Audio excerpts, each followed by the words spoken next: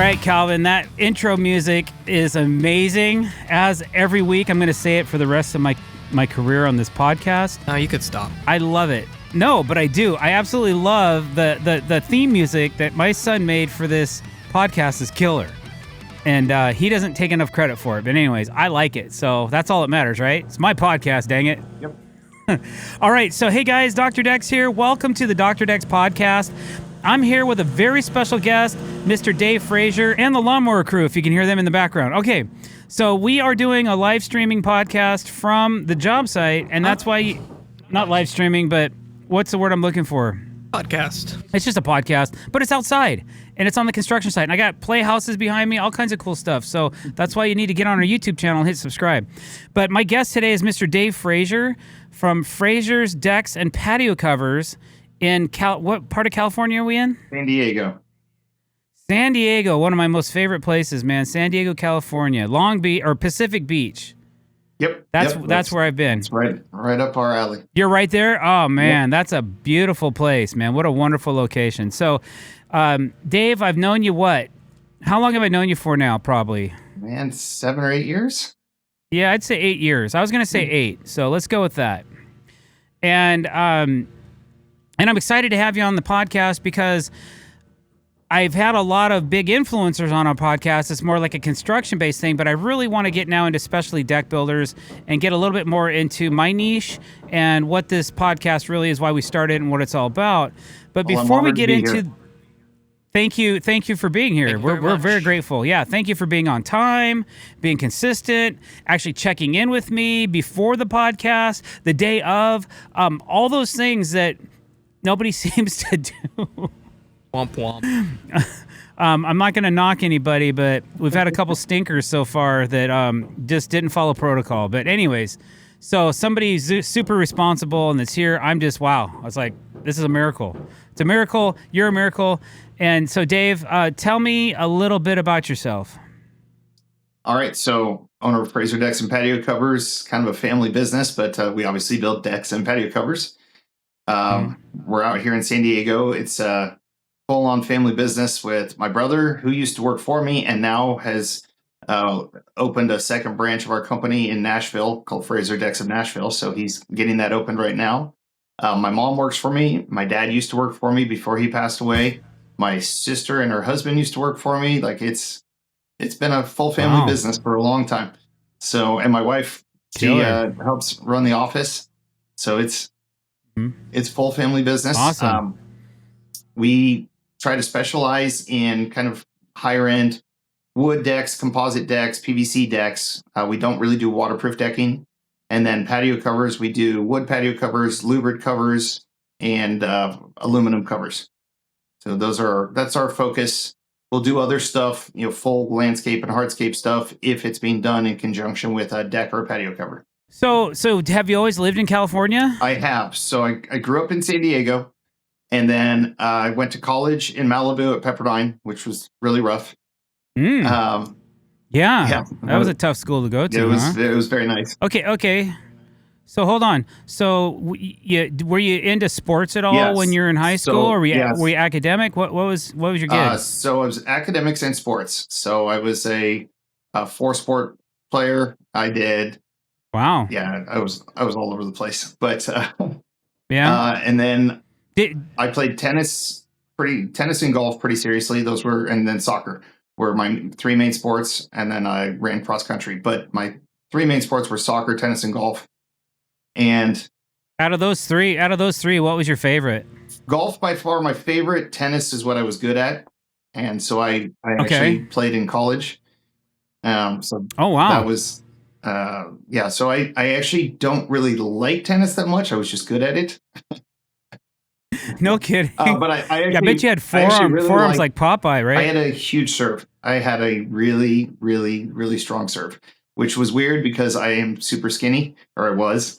Not anymore, but I was just tall and lanky, and so dude, I used to arm wrestle guys, and anytime I went up against a tennis player, I would lose.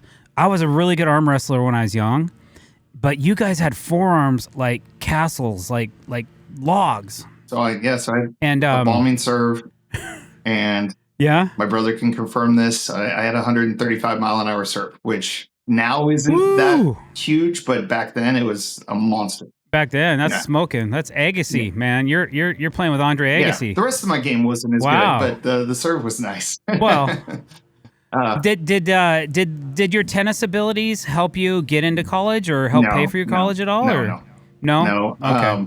That was But on the you did academic play in side. college So though. I was a business major in college, but I was, really good in school, and I was a math nerd, and so Mm-hmm. so when I ended up at Pepperdine, did business because I knew I wanted to run my own business. So when I was a little kid, Mm-hmm. sports were super important to me, and my parents were open to us doing stuff. We played sports year round. We played basketball, soccer, tennis, golf, baseball. We played everything. We did club sports. We traveled all over the country. And in my entire career, my dad never missed a single game of mine. And so he had a career Wow. that he could control his hours. So he'd be on a business trip in Texas and fly home for my soccer game or my baseball game and never missed one. And so it was a huge deal. So I knew as a kid, I wanted to own my own company and I wanted to control my schedule so that I could do the same if when I had kids. And so it wasn't supposed to be in construction, and we'll get to that. But uh, yeah, so I was a business major because of that. And when I graduated, so in Malibu, everybody thinks of it Baywatch, just as big open beach, but it's actually like 90% forest. And I graduated Hmm. college in 2002. And back then, the only high speed internet in Malibu was on campus. Everything else, all these $10 to $30 million homes, it was all dial up and satellite. So my Wow. buddy and I came up with a business plan to start a ISP, an internet service provider. We ran a T3 trunk Mm-hmm. line into Malibu, had the first hotspot in California on top of a coffee bean. We then had Wow. relay stations on top of houses of all of our friends throughout Malibu. And it was going really well. While we were doing that, his dad owned a construction company and he said, work for me 3 hours a day. I'll pay you full time and you guys can play with your startup. And Wow. so we were started off really strong. It was going really well. And then a company with about $10 million came in and just steamrolled us. And we did not have $10 Mm. million to compete. And so we were licking our wounds and noticed we were doing really well working for his dad. And so we stuck with that and said, well, let's keep doing this while we come up with another business. And then we did really well with that. We worked for him for 5 years, went off on our Now, own. what was that? Was that general construction It or was what was that? outdoor living. It was more block walls, retaining walls, barbecue islands. It was everything outdoor, but a lot of retaining walls and fencing. And we did that for Okay. about 5 years. And then we went off on our own. And then I had something really bad happen. So my business partner was my best friend growing up, and he basically embezzled a lot of money and put us out of business and put me out of business completely. So I was living in Orange County, and I Oh. was living in Orange County near the beach, doing really well. It was really fun, and then overnight it was all gone. And he Just like that. left me holding all the debt and none of the money, and so he took off, disappeared, and with everything. So within a couple weeks, I was living on my parents' couch back here in San Diego, and that was for about a year and a half. So when this all happened, one of my other good friends from college, he had something happen to him too, and he was a GC up in Beverly Hills, and so he came down and lived in my parents' motorhome, and we started this company. It just happened to be that we started it about 2 weeks before the worldwide crash in '08. And so Wow. so I went from doing, six-figure jobs on the beach, and his last project was a $10 million remodel in Beverly Hills. And we ended up digging ditches, building fencing, doing all the work ourselves, and it was the best thing that ever happened to me because I learned how to do everything, and we made it through the crash because we had no overhead. I was living on a couch, but we were able to survive. And we're like, if we can make it through that, we can make it through anything. Right on. Right on. Success. Yes. I love it. So we grew out of that, and then we landed a project doing a 5,000 square foot remodel for our home. And that carried us through the crash. And from there, we were mixing stuff and did a couple decks, but I had never really done decking. And then we were up on one second story deck, and I was hanging upside down, screwing around, and it was like being a kid on the monkey bars at the jungle gym. I was like, this is so much more fun than doing drywall inside a house. Like I don't really enjoy the remodel part, but this is actually really fun. So we started doing more and more decking, and then we got some employees, and we were on an 18-month remodel that was very difficult. And it had decking and then full home remodel. And at the end of it, we gave our employees a vote. And because it was so difficult, everyone voted to do no more remodels and go full on into decking. And so we've been doing decking ever since. So. Cool. Wow, man, that's amazing. So if you ask anybody I grew up with, not one person I grew up with would have ever guessed I would be in construction. It was nothing that I ever considered. Yeah, man. But you said you were smart, so obviously your smarts took you to the right place, right? It all worked out. Yep. It all worked out for the best. That's awesome. So when did you actually start Fraser decks and patio covers? What year was that? We were a different company. Why did I change the name? Been about a decade, I believe. No, a little more than a decade ago, because so we were actually called San Diego Custom Construction. And then when my business partner, he met this awesome woman and moved to San Francisco and got married. When it became just me, I went to our family name because my dad, my brother, and I were all working together, my sister. So we said, why not go by Fraser? And I didn't really want to have a corporate name. I liked the idea of a family business that I think people relate to it more, and people want to support you more when you're a family business versus big conglomerate. And so we went to the using our last name, and then I was very explicit with what we do, decks and patio covers, and almost nobody ever does that. They just decks, and because we have that in the name, we get a lot of calls specifically for that. But yeah, I think it's been about 10 or 11 years since we switched over to the family name. Maybe I should change the name of our company to Dr. Patio Covers. No, sometimes you can make better money putting in patio covers than you can building decks. Yes, and depending on the type and kind it is. Yeah, and we get to do some really cool ones. Like I love doing the louvered ones, the open and close, and then Are you doing a lot of structure type covers? Yeah, so that kind of louvered cover. Yeah, exactly. Those, and then we do another brand called 4K where it's just lattice aluminum, but the spans are crazy between posts. I can go 28 feet in between posts. And and so that's cool. If somebody needs that open view without having posts, yeah, it's pretty awesome. Yeah. That's cool. Yeah, that's a big engineering feat to go that far with any span for anything. Without usually we're using laminated beams. Yeah, without having any, what I don't ever want to see, the beams bowing down at all. And so as we actually stay well under the engineering to make sure that we never have that. There you go. Awesome. So out of building decks or patio covers, what's your percentages as far as, are you doing more decks than patio covers or vice versa? We're about 75% decks. Okay. Cool. So then you decide, okay, cool. We are now a deck building company. And that was like you said about 10, 11 years ago or so? Yeah. All right. And so then you're just full on decks, and are you marketing yourself in any way? So we were just doing free advertising. So one of the things that I got really good at was finding ways to do free advertising, just the free Yelp account, free Google, Google accounts, all the different, what's the other one that was, there a bunch of those help websites that you could have a business account without paying, and so I did a bunch of those.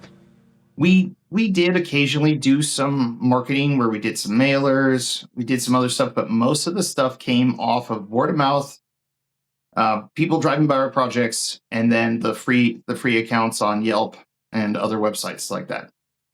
And the digital era is kind of where you focused on. Yeah, I'm trying to remember the magazine when I was younger, when I was first starting Penny Saver. So we actually advertised in the Penny Saver, and that really worked well in Orange County. It didn't work well in San Diego. And then right as we opened up our company down here, Penny Saver kind of crashed. And so that wasn't an option anymore. We did Yellow Page advertising. That never really amounted to anything either. That was the transition. It's expensive. Some of your viewers won't even know what Yellow Pages are. No, I know. I used to advertise in the Yellow Pages, man, and it was a big monthly investment for me. And then they tried to do the transition to digital, and they just did not get digital. And so you were paying a lot for nothing. And so when I saw how much we were spending, I said, why don't we find a way to do this without spending all this money? And so I was able to go years without spending anything on marketing. Besides, business cards, shirts, stuff like that. Do you do any trade shows or home shows or anything like that? I do, but not for me. So I do trade shows for my brand. So if Trex is a booth, I will build their booth for them. That kind of stuff. So, different brands. I've done Feeney, I've done TimberTech, I've done Fibron, I've done Trex. I'll go and build their booth for them. And then in exchange for me building the booth, I get to be there and be the contractor that they refer for all their products. So, but I've never done a booth just for myself. Okay. Yeah. All right. That's interesting. I mean, I still, it looks like it's for me. I have all my marketing stuff there. It's just they're paying for it. Sure. Hey, the floor space is expensive, man. Yeah. And if they're giving you all the materials to build it, so it's your labor is where your the labor your to build the deck, and then my time to be there at the trade show. Yep. So. Yep. Understood. Cool, man. Okay, so you sent me earlier. I was trying to look it up, but I was being scolded for being on my phone. But I was really just trying to look at this list. You sent me kind of a list of things, of awards and what do you call it? Accolades. Thank you. Accolades of some of the awards and things that you have acquired over the last 10 or 15 years. And you're platinum contractor for both Trex and TimberTech. And you're NADRA certified. You've also won several NADRA awards, over 15 in the last 5 years, which I think the deck we're building right now, we're going to go ahead and enter that one because I think it'll place. The deck you guys are building right now is spectacular. Yes, I think it'll do really well. Thank you. Yeah, it should, but we'll see. Who knows? Who knows who's building what nowadays? I can't even keep up with it all, man. And some of the guys, deck of the years. Yeah, some of the guys are building 4 NADRA awards. Like it's getting kind of crazy on those awards. They're getting harder and harder to win. I know. Yeah, right. I know. And I'm just trying to build a deck. Yeah, it kind of makes you wonder, like, are these guys just like designing decks just to try? I mean, but the thing is, you're going to design something insane, you got to go out and build it as well. And that's where it gets complicated and time consuming. Like I'm taking, yeah, you got to sell it. And then you got to take some lumps on it. Cause like I'm taking some lumps right now because I didn't realize that, I can dream this, I can design it and I can draw it, but then I actually have to build it too. And that's where, you come up short and it's going to end up costing you, man. So you've placed first with a couple of vendors as well. Yeah, Deck of the Year with Trex and AZEK. Yeah, I'm actually really proud of this one. TimberTech. So we got Trex Deck of the Year. The same year we got TimberTech Deck of the Year. So we won both brands overall #1. And then in NADRA, our TimberTech deck that won TimberTech Deck of the Year, it won first place at NADRA. And our Trex Deck of the Year got second place behind it in the same category. So it was our 2 projects right there. That is cool. That was really fun. Yeah, Yeah, just stay second place, Fraser Decks. All right, Dave, just stay up here because first place, Fraser's Decks. Cool. Awesome. Okay, and then Old Castle Advisory Board member. What's that all about? So I got called a few years ago to look at the board, deck boards for Moisture Shield, and I was told to play nice, and they had some boards that I didn't like, and so nobody would say anything, and I spoke up, and I was like, well, I don't like this, and this. And I got a call afterwards, and they're like, no one talks to us like that. Would you come be on this board and give us, your honest opinion? I was like, sure, why not? And, it's really fun. So they fly a group of us out there, and we review all the potential new products and vote on what they should do. And they actually listened to us on a deck board, and it came out, and it ended up doing really well. So it's just a little fun thing that, I was really honored to be selected for it. And it was just because sometimes I can be obnoxious, and for some reason they like that. That's funny, man. But it's awesome. Yeah. It's awesome that people, it's kind of like getting recognition, but sometimes when you're brutally honest, that definitely is your benefit, because that's what people really like. They want to know they don't want to hear how wonderful everything is. Like, I went to this DeWalt event, right? Back in Baltimore, quite a few, back in 2021 or 2020 or something like that. And everybody was so enamored with all the stuff they had, and everybody was just, ooh, and how cool it is. And some things I was like, I don't know, guys. They don't just want to hear all the good stuff. They want to hear about the bad stuff too, That's what makes a better company. So I'm all in with that. I think the same applies to homeowners. So I am brutally honest with homeowners. I turn down work all the time because I think it's a bad idea. And I'll tell people, hey, I could make a lot of money on this project, but it's a really dumb idea, and you could do something else for a quarter of the price. Let's not do that. And one of my favorite things is probably a quarter of our reviews online are from projects I turned down, talked them into something, or my brother turned down, talked them into going with somebody else for, doing pavers instead of a deck, and they saved $70,000 and that kind of stuff, where we don't take advantage, because my two rules are: we will only advise you to do what we would do at our own house, and we will build it like it's at our own house. So if I wouldn't put something up in my own house, I will never tell you to do it. That's admirable. I like that. Very cool. It's not very financially smart. Okay. But, it's Well, yeah, but you know what? You got a conscience, and you can sleep really good at night, and you're installing good values in your kids, your children, and that just reaps benefits in the future. So you're kind of planting seed is what you're doing, because, and then again, there's always that what comes around goes around philosophy. You put out good in the world, and good comes back to you. I'm a big believer in that. And I don't want my reputation. There's nothing wrong with that. I want when people say my last name to be like, "Oh, Fraser," not "Darn that Fraser," you ripped me off. Yeah. Yeah. Well, that's the thing is, like, you can have 99 positive reviews, and that's great, but you can have one negative review, and it can just destroy those 99 plus more, because it's like that one negative review cancels out all 99 of the good ones. It's not a 1-for-1 resolution. It's like 1 to 100. So I get it. Yeah, you always want those glowing reviews. So that's a good point. Okay, so I have a little something I want to share with our listeners. Calvin and I, about, I don't know, maybe it was like 8-9 years ago, we filmed and put out a course on deck board bending. 5 years ago. 5 years ago? I think Is that all? Yeah. Okay, so not as far back as I thought.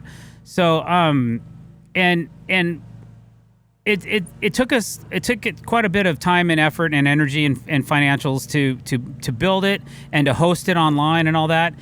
And Dave, you were the very first person that said, "I want to take your course. How do I sign up?"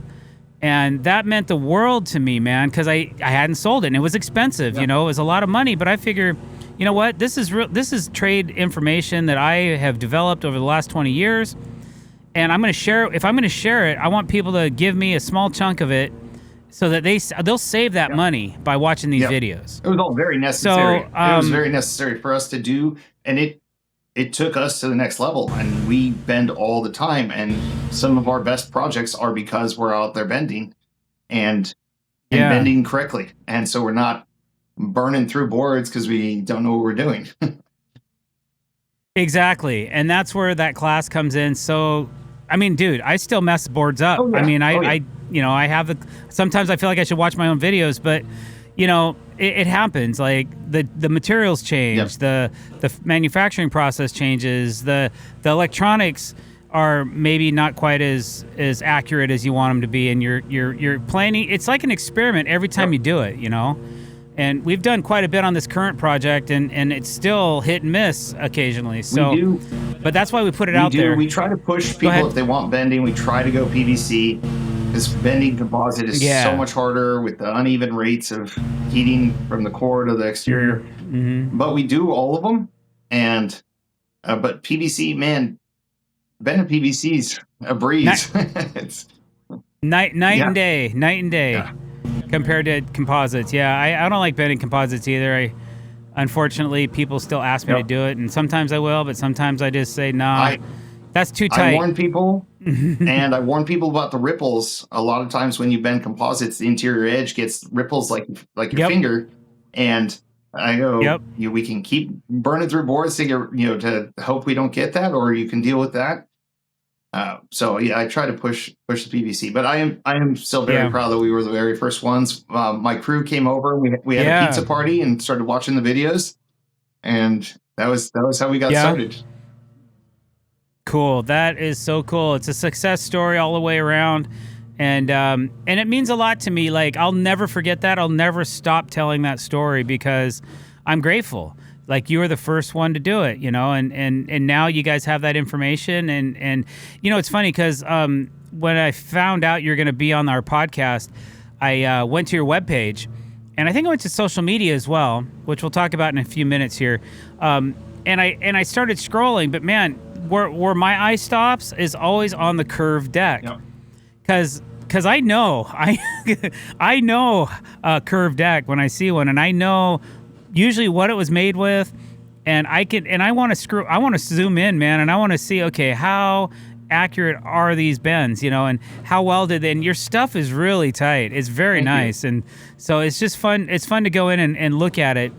And I'm like, man, it looks like I built this deck, and I'm really proud of that. Like, your team, so I do the people you have assembled. I do have to admit something. I got to give credit to my guys. It's not me. I'm not the skilled one that is, out there doing all these bends. I've got some guys who are supremely talented. You met them in, in Vegas when we were out there. Those guys. So I mean, we've got Leo and Chris and Teo are three guys that are just phenomenal benders, and it's and then they work hard at it, and so it's really my guys that are the guys that are making those. Some of them try to push the limits when I tell them not to do a super tight curve, and they go, "Watch this." All right. Hey, as long as they can pull it off, man, more power to you. Don't burn up my blankets, though. How many HeatCon kits do you have? I have two. So we have a single 20-foot set, basically 2 10s. And okay, right on. Right on. We've had them forever, and we just had our first incident with one. One of the wires came disconnected, and we were able to repair it. Nice. But so they've been pretty darn consistent. The only thing that's not really consistent on one of them is the temperature, so we have to control for that. But overall, I'm thrilled. We've changed some of the stuff on how we do it. Like, we use paint blankets for instead of insulation to hold them. And so what was it? Well, hey, if it works. In a pinch, I've used moving blankets before. Well, actually, our moving blankets were stolen at IBS. In Vegas. And then we ended up using our paint blankets were stolen in Vegas too. So. I know, man. I was like, it's like, who's trying to sabotage us? I could not figure out what was going on. Seriously. Okay, Dave, what have I missed? What have we missed so far in translation on about you and your deck company? Or do you have any tips and tricks for us as far as a business in business. Okay, so Calvin has a special question for you. No, you don't? I do that in the bonus. Right. That's what I was going to say. Yeah, Calvin has a question for you when we go to our bonus episode. All right. But until then, do you have any tips and tricks for us as far as anything you want to share with us as far as business or going into business? Like, what about people that are in business? How can they improve their business? That kind of thing. I actually do. So my biggest one is to be friends with your competition. So I'm good for, we have about 8 or 9 really good deck builders in San Diego, and I am good friends with all of them. We will go golfing together, fishing together. When the vendors do events, Padres games, we'll go together.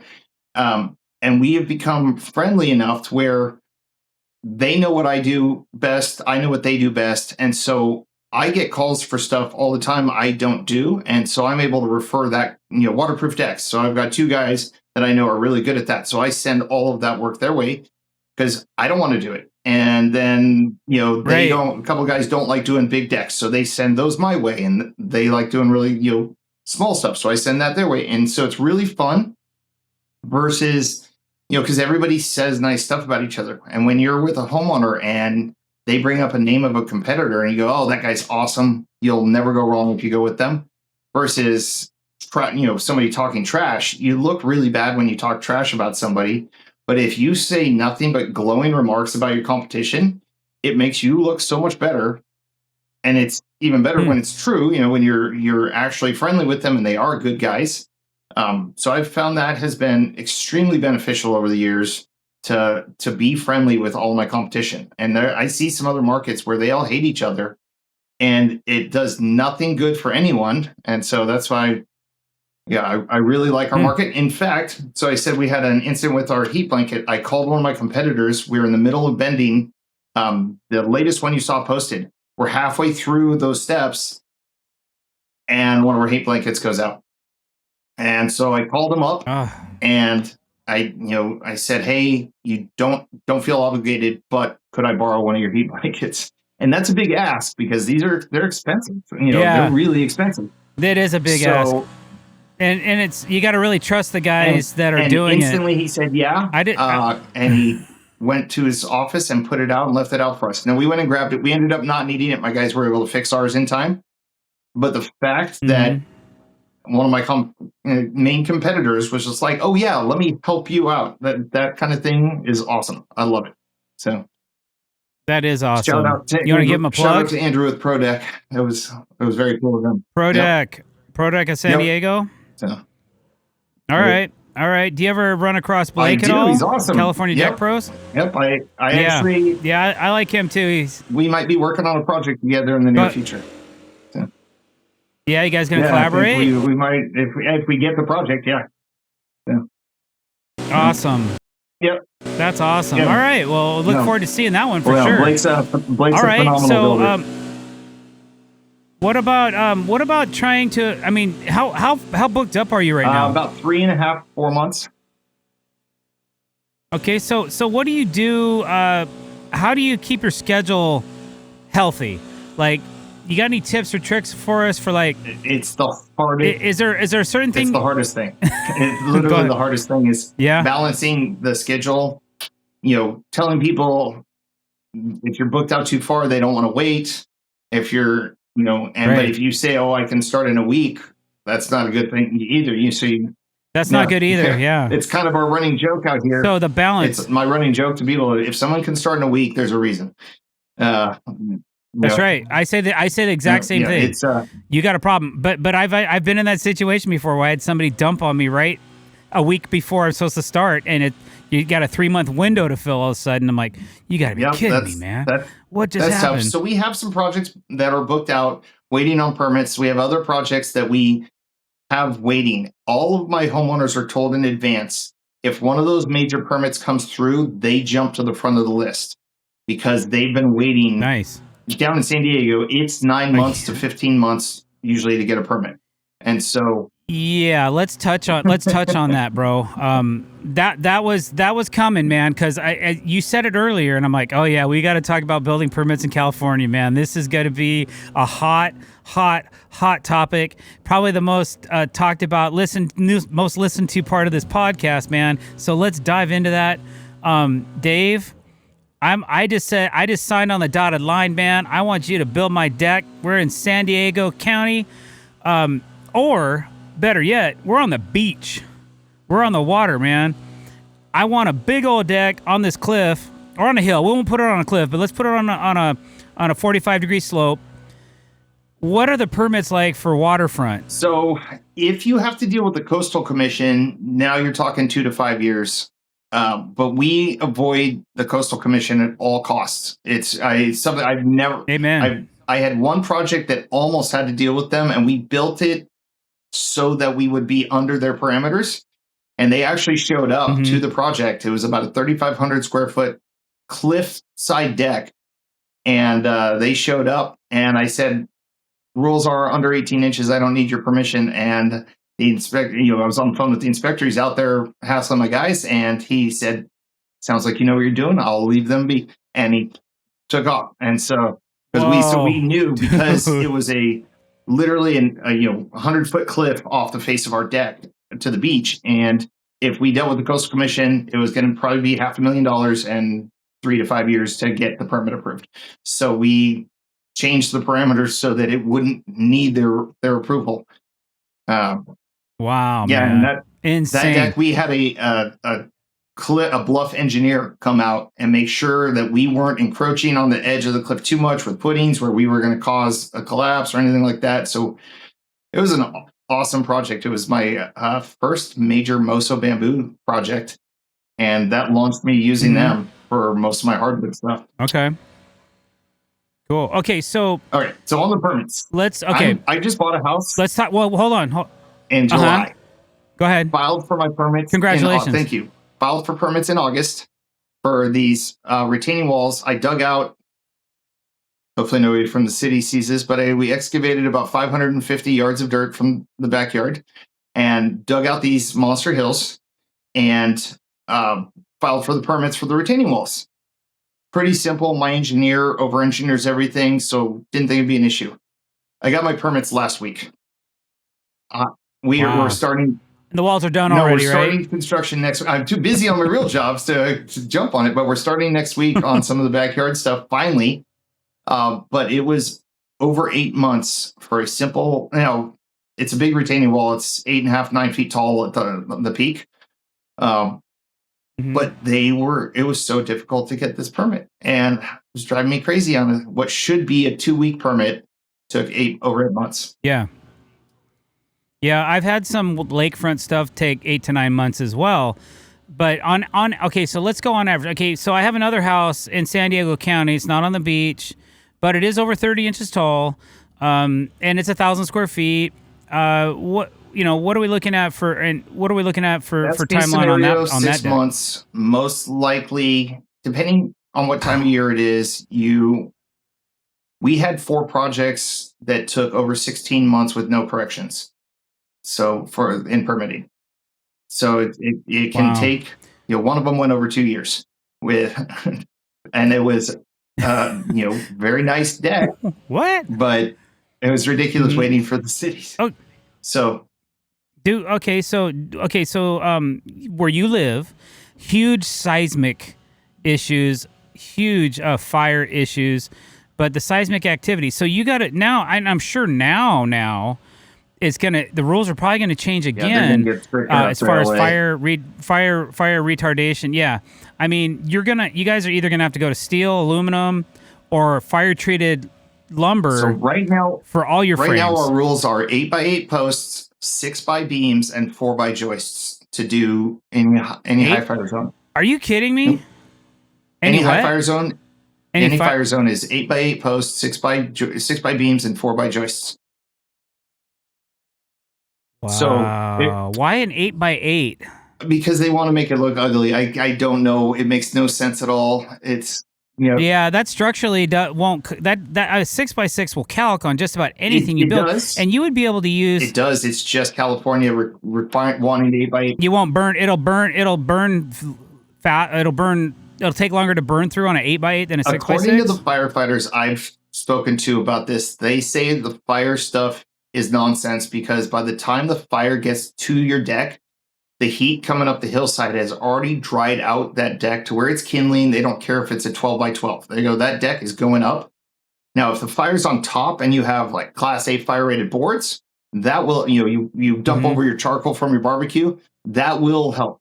But they said a big fire burning up an entire street, goes, unless you're steel or aluminum, it's not going to matter.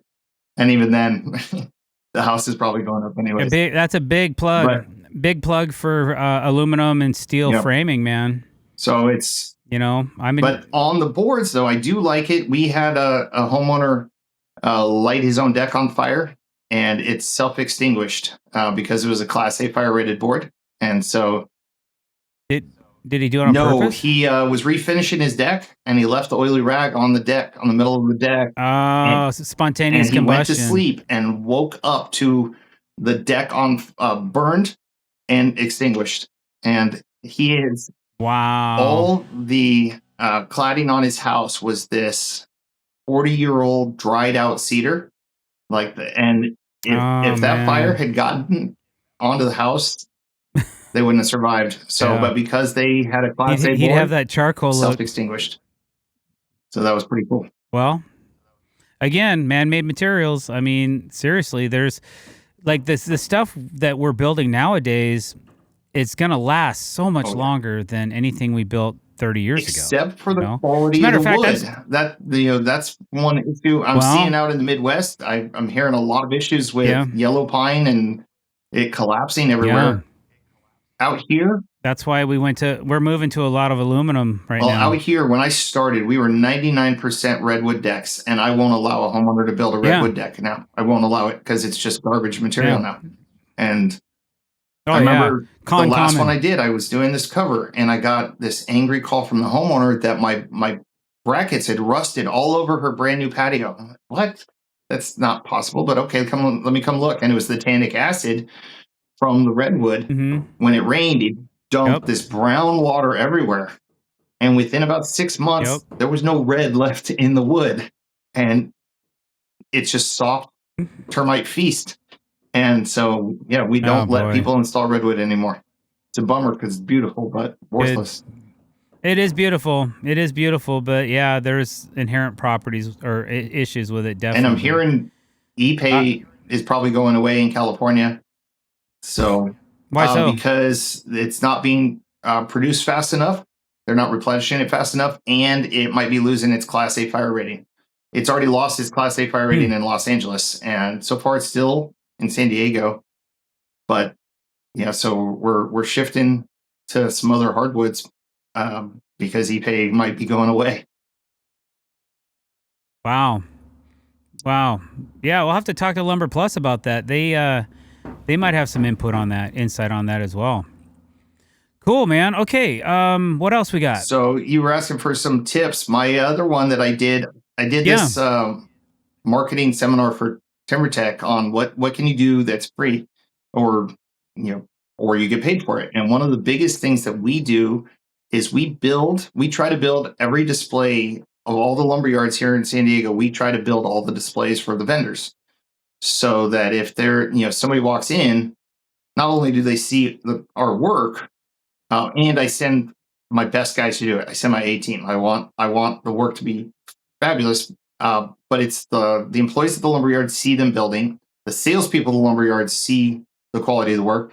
So when people come in and someone says, "Do you know a deck builder?" They go, "Check this deck out. Do you like this? Okay, call this number." And I always like the idea of not doing what everyone else is doing. So if everyone else is marketing the same way, I want to find some way to market different. So I go back to the vendors. I want my Trex rep to be saying my name, my TimberTech rep to be saying my name and telling people about me. I want the lumberyard salespeople to be saying my name. And otherwise, if everybody's just on Google or on Yelp and you look it up, you all look the same. And so I like to do something that is a little different. And most of the time, they'll pay you for it. So you're getting good marketing. They'll let you, some of the places will let you put plaques on your work. And so somebody walks in and sees your name and phone number. That's awesome free advertising or paid advertising. That's gold, huh? And that's working pretty good for you? Been phenomenal. Yeah. The lumberyards, yeah, it's been a really, really great way for us to get our name out. Do you work with many hot tub companies locally? I do. We have one, San Diego Hot Spring Spas. So we don't, like I said, we don't do other stuff, but for them, we will pour the pads for their clients so they can put a spa down, and then we can build a spa deck around, build a deck around it, recess the spa inside, put the deck on top if they want. But we do a lot of work with them. Cool. Yep, that's an avenue I used to take quite often, but it just depends on how many projects you need. How many teams or crews do you have right now? So we generally are running 4 or 5 teams at a time, all W-2 employees. So we don't really sub anything out unless it's like electrical going 240 to a panel. I don't want to touch that, but generally everything else we do in-house. Cool. So you have like 4 or 5 decks rolling at any particular. Are you in charge of sales then, or so what's your role in the company? My brother was in charge of sales until he moved, and so I went back into the role, and I realized how much I missed it.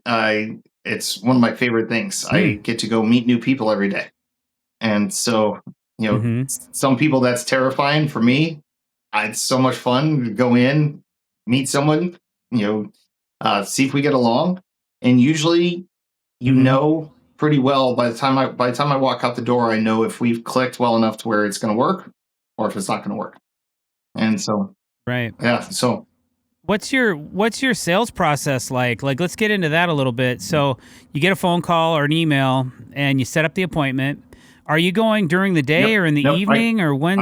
I go during the day. I try to avoid evenings and weekends because it sets a precedent. If you go on a Saturday afternoon, they then assume that you're available 7 days a week. And so I try to limit it somewhat to normal office hours. So I will call, set an appointment usually for the following week to go out there and see it. And funny enough, when I'm on a deck bid, we maybe spend 5% of the time talking about the project. Everything else is getting to know them. And, when I walk in, I'm looking at pictures on the wall, seeing if there's grandkids who play baseball, and somehow seeing if I can bring it back to my kids. If I see they've got young kids, we'll trade stories about, having young kids. And so I try to find some sort of common ground. And if it's like pulling teeth to find a common ground, I know it's not going to work. And if it goes really well, and I know, okay, these are the type of people I want to work with, my guys will have fun being around them, that's when we start discussing the project. But I don't spend, I'm not a hard sales guy. I just go in, I give you your options, I explain what I would do, and then I get to know you. That's my whole sales process, is getting to know the people and seeing if I want to work with them. And I'll tell people I'm interviewing them just as much as they're interviewing me. 100%. 100%. I usually tell people at the end of the bid, congratulations, you've qualified to be one of my clients. I like that. All right, I might steal that. You can steal that. Yeah, give them an official placard as you're walking out the door. That's pretty awesome. Hey, so once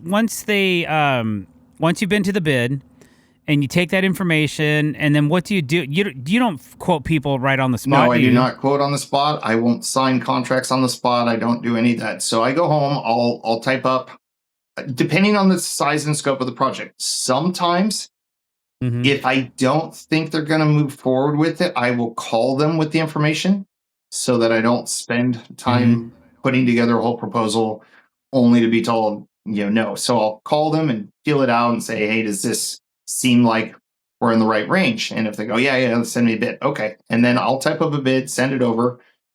And I actually have my own. I tried using some of the branded stuff for typing proposals, and it wasn't for me. So I have my own format that I made a decade ago, and I've been using, and I like it. Hey, And so if it works, it yeah, works, man. Good for you. one of the big things. So this is actually a good tip too. So I know I've won some projects solely based on how detailed my bid is. Somebody will give a bid and it says 20 by 20 Trex deck with railing. And you go, how is that possibly the scope of work? What does that mean? That could be, I can do 800 different versions of this deck with that information. And mine is size of post, what type of material the framing lumber is, what type of deck boards, some options for deck boards, options for railings, broken down where each option is half a page to a page, going over everything. We require every client to use G-tape. If they don't want to use G-tape, they can go somewhere else. I don't care if it's G-tape, but a waterproof product over the framing. Sure. We'll use the Fast Master one. We'll use Trex tape. I don't care, but I require them to pick one. And so having strict rules that I won't bend on, and then having a really detailed quote, I think really helps us a lot. And so I know one client told me flat out that I won the project solely because the other two bids had no information and he didn't know what he was getting with them. And mine was 2 pages long. So nice. So that is helpful. That's great information. Then once I've sent the bid, this is something that is probably not the best way to do it, but I don't do a lot of follow-up calls with people. I don't harass. Neither do I. If they want to work with me, then they'll call. But I don't, I might send a reminder text a few weeks later, but just a checkup email, but I don't like hard sales. I don't like being pushed. If somebody sends me a quote, I know I have the quote and I'll get back when I want to. Well, I feel the same way about people contacting me. And some people don't have the money right away. And so I'll get a call a year later. Okay, we've saved up. We're ready to move forward. I don't want to be the guy harassing them 7 times, and I know there's rules in sales, get 7 no's. And I don't want 7 no's. I don't want to be harassing people. That's not my style. I love that about you, man, because I'm the exact same way. Once you get your numbers, I don't even check to see if they got the email, unless I really want the job. Right. I'll send them a text and say, "Hey, I just sent you a bid." But besides that, I'm not gonna hound you. I like that. I think that's a really great philosophy. So Dave, I did make an exception to my rule on that about not following up with people. We're on a project right now that I called the homeowner and I told them I really want this project, and it's because it's the entire deck is waterfalls. So it's 1x4 AZEC vintage going across the deck, 90 and down with no cuts. It's just hundreds of boards, continuous waterfalls. The stairs, it's up, across, and down. It was everywhere. I was like, I've done some waterfall stuff. I've done some horizontal waterfall cuts, but I've never seen waterfalls on this scale where it's the entire deck project. And I was like, I know this is probably going to lose me money because we're going to burn boards, but this is such a cool concept. I want this project. And she could see how excited I was about this. And so, yeah, we're on it now. That is awesome. Wow. Awesome.